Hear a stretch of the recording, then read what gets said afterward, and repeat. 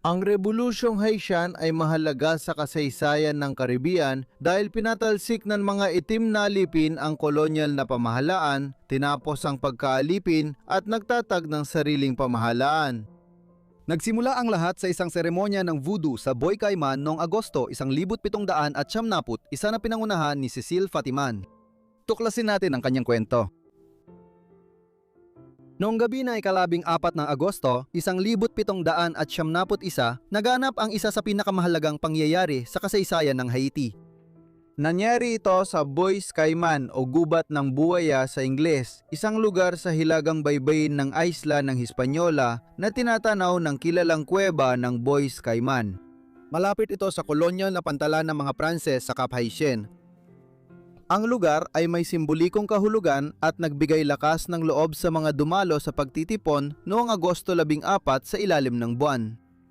Ito ay isang seremonya ng voodoo na pinangunahan ng isang batang pari ng voodoo o mambo na nagngangalang Cecil Fatiman at isang pinuno ng mga alipin na nagngangalang Doti Boukman.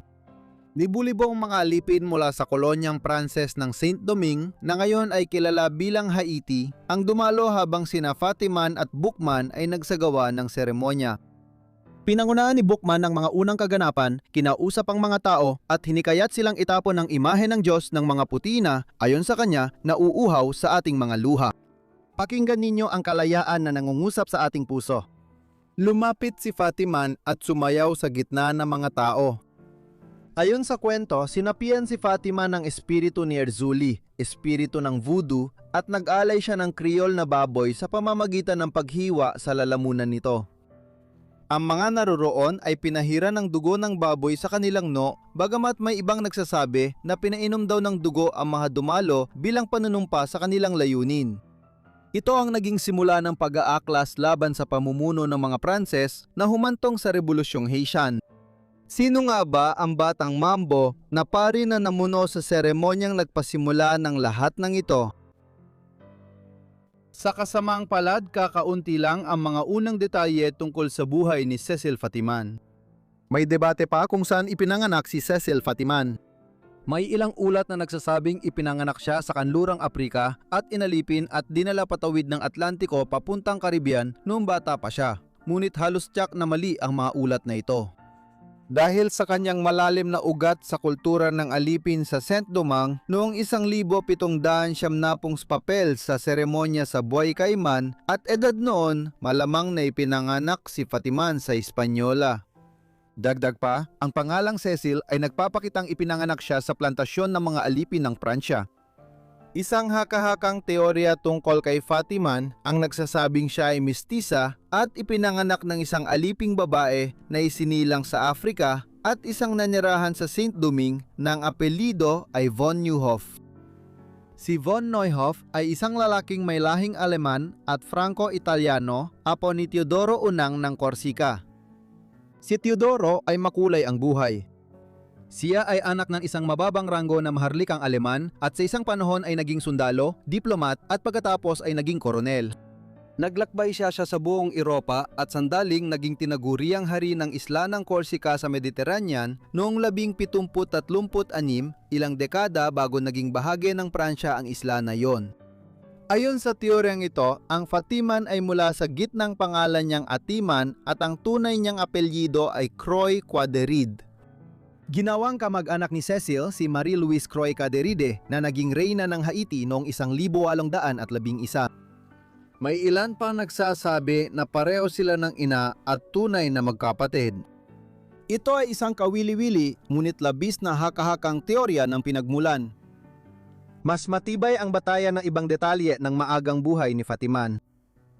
Inilarawan siya bilang matangkad na babae na may matalim na berdeng mga mata, mahaba at pinungguhok at mas maputing kutis kaysa karaniwang inaliping tao sa Hispaniola noon, batay sa teoryang siya ay may lahing halo. Pinaniniwalang ipinanganak siya noong 1771 kaya 19 o 20 taong gulang lang siya nang maganap ang seremonya sa Bois Cayman. Dahil dito, nagsimula ang kanyang pagsasanay bilang isang mambo o babaeng pari ng voodoo sa murang edad, noong siya ay isang dalagita pa lamang o baka mas bata pa.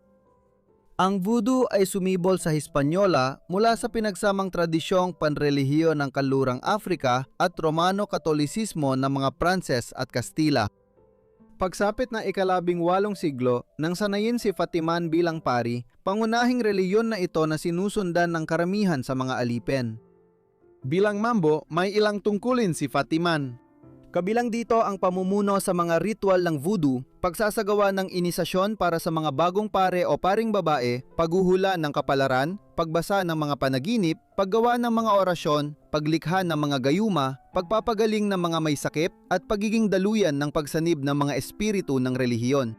Tulad ng nangyari sa Bois Cayman noong gabing yon ng 1771.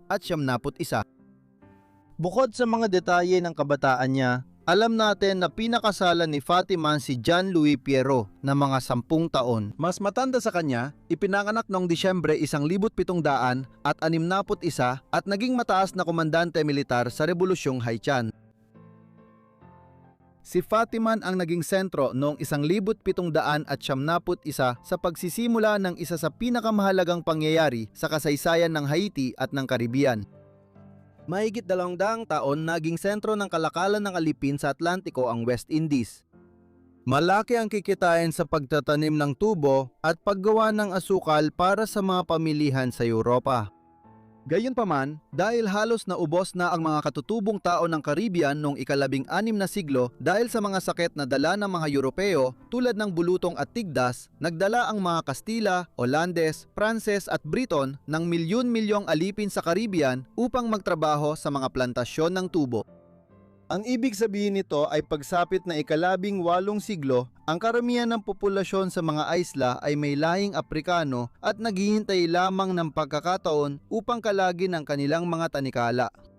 Sa Haiti na noon ay bahagi ng isla ng Hispaniola at kontrolado ng Pransya bilang isa sa mga kolonya nito sa kanluraning Indies na kilala bilang Saint Domingue, dumating ang pagkakataong iyon noong unang bahagi ng dekada 1790 nang kumalat ang kaguluhan sa Pransya dahil sa Rebolusyong Pranses. Sa ganitong mga kalagayan, pinangunahan ni Fatiman ang seremonyang voodoo sa Bois Cayman noong 1771. Hindi gaanong malinaw ang papel ni Fatiman sa Rebolusyong Haitian pagkatapos nito. Sa loob ng 1 linggo, matapos ang seremonya sa Bois Cayman, daang Pranses na may-ari ng alipin ang napatay at karamihan ng plantasyon sa isla ay nasakop ng mga alipin. Pagkatapos, tinawag na Haiti ang rehiyong kanilang kontrolado at pinamahalaan ito ng dating mga inalipin, kung saan higit 100,000 alipin ang napalaya. Libu-libong may-ari ng plantasyon ang pinatay sa mga sumunod na buwan. Walang tiyak na detalye tungkol sa galaw niya noong panahong yon, pero malamang na si Fatiman ay nanatiling malapit sa mga pinuno ng pag-aaklas tulad ni Jean-François Papillon, Georges Biassou, Jean-Jacques Dessalines at Toussaint Louverture. Ang kanyang asawa, si John Louis Piero, ay naging isang kilalang komandante rin sa rebelyon, kaya't nanatili siyang malapit sa parehong mga lider ng politika at militar. Maraming liko at pagbabago ang pinagdaanan ng revolusyon sa sumunod na dekada. Una, pumanig ang pamahalaang Pranses sa mga rebelde nang alisin nila ang pagkaalipin sa kanilang mga kolonya. Pagdating ng kalagitnaan ng 1770, nakialam sa Hispaniola ang Britanya at Espanya, mga kaaway ng Pransya. Pagsapit ng huling bahagi ng 1770, nakuha na ng mga rebelde sa pangunguna ni Louverture ang kontrol sa Haiti. Sinubukan ni Napoleon Bonaparte na bawin ang kontrol noong dekada 1800, ngunit nauwi ito sa digmaan na nagbigay daan sa kalayaan ng Haiti bilang unang malayang bansang dating alipin sa Amerika. Malakay ang naging papel ni Fatiman sa mga unang yugto nito at maaari nating ipalagay na nagpatuloy siyang gumanap ng mahalagang papel sa likod ng mga pangyayari sa buong panahon ng revolusyon. Matapos makamit ang kalayaan, idineklara ni Jean-Jacques Dessalines ang Haiti bilang isang imperyo. May pag-asa ang mga tao, ngunit nahati ang bansa sa politika. Maikli lamang ang itinagal ng imperyo dahil noong 1860 pinaslang si Dessalines sa isang kudeta. Nahati ang Haiti sa dalawang rehiyon. Si Pangulong Henry Christophe ang namuno sa semi-feudal na Hilaga habang si Alexandre Petion ang namuno sa mas mapagparayang timog na Republika ng Haiti. Noong 1811 ipinahayag ni Christophe ang sarili niya bilang Haring Henry I ng Estado ng Haiti, ngunit hindi siya naging popular. Matapos siyang atakihin sa utak at humina ang suporta sa kanyang pamumuno, nagpakamatay siya noong 1820. 10 araw pagkatapos, pinaslang ang kanyang 16 anyos na anak na si Andre. Pagkatapos nito, si Jean-Pierre Boyer, ang pumalit kay Pétion bilang presidente, ay muling pinagsama ang hilaga at timog ng bansa sa ilalim ng Republika ng Haiti. Noong 1822, inangkin niya ang bagong Spanish Haiti kaya napasailalim ang buong Hispaniola sa pamahalaang Haitian. Siya ang naging presidente ng halos 25 taon, pinakamatagal sa lahat ng pinuno ng Haiti. Maging ang mga detalye ng buhay ni Cecil Fatiman matapos ang Rebolusyong Haitian ay kasing labo ng kanyang pagkabata. Nagkaroon ng 2 anak sina John Louis, Marie-Louise Emily at Pierrot Alexis. Ang kanyang asawa ay isang prinsipe ng Haiti noong dekada 1800 at 10 sa panahon ng pamahalaang monarkiya. Habang siya ay nagsilbi bilang Pangulo ng Republika ng Haiti sa maikling panahon noong 1845 at 1846, naging unang ginang si Cecil, ngunit sila ay naghiwalay kalaunan. Ayon sa alamat, nabuhay si Cecil hanggang 1883 at namatay siya sa napakatandang edad na 112. Hindi pa kumpirmado kung totoo ito o hindi.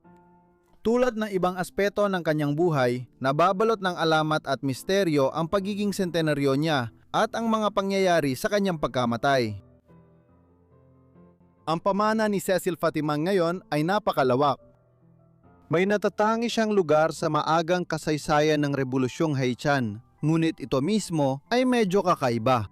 Bagamat mahalaga siya noong unang bahagi ng revolusyon sa Haiti na nagsimula sa seremonyang voodoo, kaunti lang talaga ang alam natin sa mahaba niyang buhay pagkatapos noon.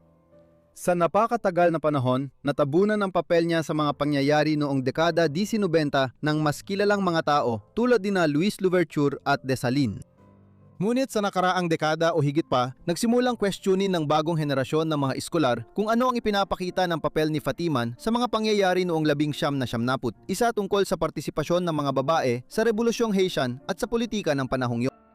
Dahil dito, may mga bagong detaling lumalabas tungkol sa kanyang buhay mula sa mga arkibo ng Haiti kahit limitado ang mga dokumentong tumutukoy sa kanya. Kahit kaunti lang ang detalye sa kanyang mahabang buhay, mahalaga pa rin ang papel niya sa reliyong voodoo ng Haiti dahil sa kanyang ambag sa revolusyon. Maraming salamat sa inyong lahat sa panonood ng video na ito tungkol kay Cecil Fatiman. Sana ay nahanap ninyong interesante ito.